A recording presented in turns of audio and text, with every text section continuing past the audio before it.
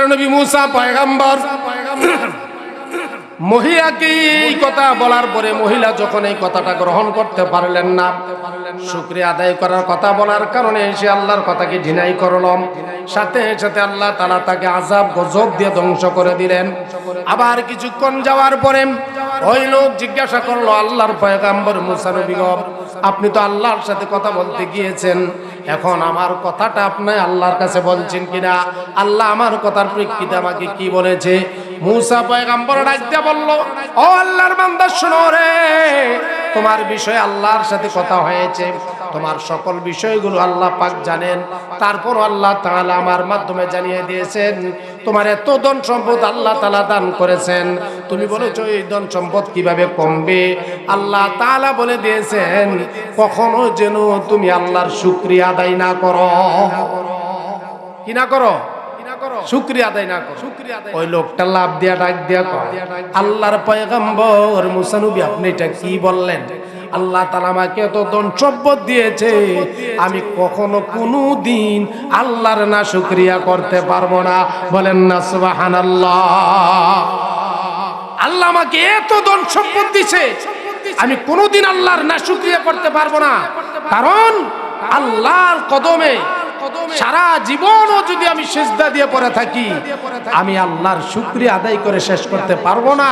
কিন্তু আমি আল্লাহর না শুকরিয়া কিভাবে আদায় করব? কথাটা ঠিক কিনা? কিছুদিন পরে দেখা গেল তার ধন সম্পদ আরো এমন বাড়ছে। আল্লাহর নবী মুসা পয়গম্বর ডাক দেয়া কয়, ওরে কি হয়েছে তোমার? কয়, মুসা নবী আপনি বলেছিলেন আল্লাহ বলেছি আমি যেন বেশি বেশি করে না শুকরিয়া করি, কিন্তু আমি তো আল্লাহর না শুকরিয়া করব দূরের কথা, আমি সদা সর্বদা আল্লাহর শুকরিয়া আদায় করি। এই জন্য আল্লাহ পাক রব্বুল আলামিন ধন সম্পদ কমার পরিবর্তে আমার আরো বেশি ডবলের ডবল সম্পদ হয়ে যাইতেছে। বলেন না সুবহানাল্লাহ। আমরা তো এখন খাবার পরে আলহামদুলিল্লাহ বলবো, এটাও আমাদের মনে থাকে না, আমরা ব্যস্ত। কথাটা ঠিক কিনা? খাবার পরে বলবো আলহামদুলিল্লাহ, খাবার শুরু করার সময় বলবো বিসমিল্লাহ, এটাও আমাদের কি থাকে না, মনে থাকে না, আমরা এত ব্যস্ত। কিন্তু না, এগুলো আমাদেরকে বলতে হবে, আমলগুলো করতে হবে এবং মেসওয়াক করতে হবে। এটা আল্লাহ রাসূলের অনেক বড় একটি সুন্নাত। কি? মেসওয়াক। আপনাদের কারো কাছে মেসওয়াক আছে? ব্যবহার করেন বাড়িতে? ভাই করবেন। ব্রাশ ইউজ করেন 100, 150, 200, অথচ ব্রাশ ইউজ করার পরে দাঁতের জামির মধ্যে নষ্ট হয়ে যায়, ক্ষতি দেখা দেয়। আর আপনি যখন জাইতুনের দিয়া বা এবং নিম গাছের ডালা দিয়া আপনি যখন মেসওয়াক করবেন নিয়মিত, আপনার দাঁতের মাড়ি মজবুত হবে। সুবহানাল্লাহ বলেন। মুখের দুর্গন্ধ চলে যাবে। আল্লাহ রাসূল সাল্লাল্লাহু আলাইহি সাল্লাম বলেছেন, যারা নিয়মিত কন্টিনিউ মেসওয়াক করে ঘুম থেকে উঠে এবং 5 ওয়াক্ত নামাজের ওযুর সময় 2-3টা খোসা দিয়া মেসওয়াক কইরা যারা নাকি 5 ওয়াক্ত নামাজে কন্টিনিউ মেসওয়াক করে, তাদের মৃত্যুর সময় আল্লাহ তাআলা কালিমা নসিব করে দেবে। সুবহানাল্লাহ বলেন। মেসওয়াক কত বড় আমল! কথাটা ঠিক কিনা? এটার আমলের সম্মান কত বেশি, অথচ এটা আমাদের সমাজে কোনো গুরুত্ব নাই। আছে? মেসওয়াক করবো ইনশাআল্লাহ। কি বলছি শুনছেন? সবাই মেসওয়াক করবেন এখন থেকে, কারণ আল্লাহর ওলিদের দরবারে আল্লাহর ওলিরা কন্টিনিউ ওযু করার আগে মেসওয়াক সাথে রাখে। সুবহানাল্লাহ বলেন। আল্লাহ রাসূল সাল্লাল্লাহু আলাইহি ওয়াসাল্লাম কেমন মেসওয়াক করতেন জানেন?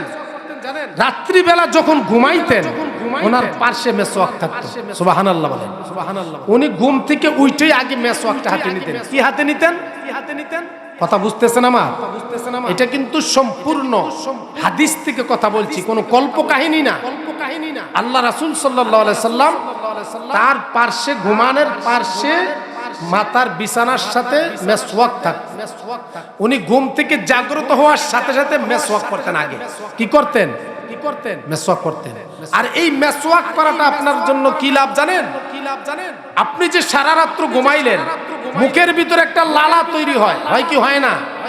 আপনি যখন এই মেসওয়াক করে, মেসওয়াকের এই আপনার লালা দিয়া মেসওয়াকটা ভিজে না, ভিজার কারণে মেসওয়াকের ভিজা পানিটা যখন আপনার দাঁতের মাড়ির ভিতরে যাবে, আপনার দাঁতের মাড়ি মজবুত হবে, দুর্গন্ধ চলে যাবে। এটা আমার আল্লাহ রাসূলের সুন্নাত। বলেন না সুবহানাল্লাহ, আওয়াজ দিয়ে বলেন না সুবহানাল্লাহ। কারণ বর্তমান বিজ্ঞান রিসার্চ করে দেখেছে, কি করছে? বিজ্ঞান রিসার্চ করছে। আল্লাহ রাসূল সাল্লাল্লাহু আলাইহি ওয়াসাল্লামের প্রত্যেকটা বিষয়কে রিসার্চ করছে বিজ্ঞান, যে মেসওয়াকটার মধ্যে এত পাওয়ার কিসে। বিজ্ঞান রিসার্চ করে দেখেছেন এই মেসওয়াকের মধ্যে এত পাওয়ার আল্লাহ তাআলা দিয়ে দিয়েছেন। একটা অসুস্থ মানুষ নিয়মিত যদি সে মেসওয়াক করে, তার মেসওয়াকের ক্রিয়ার কারণে তার শরীরের সকল রোগের অঙ্গ প্রত্যঙ্গের ক্রিয়াগুলো মেসওয়াকের দ্বারা সবকিছু ধ্বংস করে দেয়। সুবহানাল্লাহ বলেন, সুবহানাল্লাহ বলেন। এখন বিজ্ঞান পর্যন্ত এই মেসওয়াককে তারা স্বীকৃতি দিয়েছেন যে রাহমাতাল লিল আলামিন, উনি তো সারা পৃথিবীর সকল মাখলুকের জন্য রহমত। সুবহানাল্লাহ বলেন, সুবহানাল্লাহ বলেন। উনি প্রত্যেকটা কথা, ওনার প্রত্যেকটা কাজ সায়েন্স ল্যাবরেটরিজ এবং বর্তমান বিশ্বের তথ্য প্রযুক্তির সকল কিছুর সাথে তারা মিশিয়ে দেখেছেন যে আল্লাহ রাসূলের প্রত্যেকটা বিষয় সকল মানুষের জন্য কার্যকরী, অত্যন্ত প্রয়োজনীয় এবং জরুরি। সুবহানাল্লাহ। এই জন্য মেসওয়াক করলে কি লাভ? আপনি আমি যদি কন্টিনিউ 5 ওয়াক্ত নামাজের ওযুর সময় মেসওয়াক করতে পারি, কালেমা নসিব হবে। আমরা কি চাই না আমার মৃত্যুর সময় আমার কালিমা নসিব হোক? আমরা কি চাই না আমার মৃত্যুটা কালিমা সহকারে আমার দয়াল নবীজিকে, আমার পীর কেবলাকে সামনে নিয়ে আমার দয়াল নবীকে দেইখা আমি কালেমা পড়ে আমি আমার মৃত্যুটা গ্রহণ করি? আমি কি চাই কি চাই না? যদি চাই তাহলে মেসওয়াক বেশি বেশি করব। কি করব? ইনশাআল্লাহ মেসওয়াক, মহিলা বলেন পুরুষ বলেন, মহিলা পুরুষ সবাই মেসওয়াক করবে। কারণ মেসওয়াকের মধ্যে আল্লাহ তাআলা অনেক গুণ রাখছে। তাহলে আরেকটা মেসওয়াক করে কি লাভ হয়েছে আরেকটা শোনেন, সুন্দর একটা কাহিনী। আল্লাহ রাসূল সাল্লাল্লাহু আলাইহি ওয়াসাল্লামের সময় একটা যুদ্ধ হয়েছিল, খন্দকের যুদ্ধ। কিসের যুদ্ধ? নাম শুনছেন নি? মানে খাল খননের যুদ্ধ। খাল এমন ভাবে খনন করছে, মুশরিকরা মনে করছিল আয়েশা মদিনারে ধ্বংস করে দিব। নাউজুবিল্লাহ বলেন। কিন্তু আল্লাহ পাক তার প্রিয় হাবিব মুহাম্মদুর রাসূলুল্লাহ সাল্লাল্লাহু আলাইহি ওয়াসাল্লামকে এই বিষয়টা অবগত দেওয়ার পরে আল্লাহ রাসূল 3 মাইল লম্বা একটা খাল খনন করছেন মদিনার পার্শ্বে, সামনে দিয়ে। সুবহানাল্লাহ বলেন। মানে কাফেররা মনে চাইলেই যেতে দৌড় দিয়ে আইসা মদিনার উপর আক্রমণ করতে না পারে। এখন যখন যুদ্ধ আরম্ভ হবে, ওই পারে কাফের, এই পারে হলো মুসলমান, আল্লাহ রাসূলের দলবল সহ। এখন রাত্রিবেলা ঘুমাইছে, ঘুমানোর পরে ফজরের সময় তো সবাই উঠছে। ফজরের সময় উঠার পরে সাহাবীদের নিয়ম হলো আল্লাহ রাসূলের নিয়ম অনুযায়ী, কারণ সাহাবীরা তো আল্লাহ রাসূল যা করতেন সাহাবীরা তা করতেন, ঠিক কিনা? তখন তারা ঘুম থেকে উঠে ওযু করার জন্য প্রস্তুতি গ্রহণ করতেছে আর মেসওয়াক করতেছে। সুবহানাল্লাহ বলেন। অনেকের মনে করেন মেসওয়াক ছোট, অনেকের মেসওয়াক সাথে নাই, পাশে গাছ আছে, এখান থেকে চিকন একটা ছোট ডাল ভেঙে মেসওয়াক করা আরম্ভ করছে। কথাটা বুঝেন না? এখন কাফেরদের একটা গুপ্তচর তারা পাঠাইছে ভোরবেলা, যে গিয়া দেখো তো মুসলমানরা তারা যে যুদ্ধ করবে আমাদের সাথে, হ্যাঁ, এখন তারা কি প্রস্তুতি নিতেছে। কথাটা ঠিক কিনা? আমাদের সাথে যে যুদ্ধ করবে তারা তো একটা প্রস্তুতি নিব নাকি?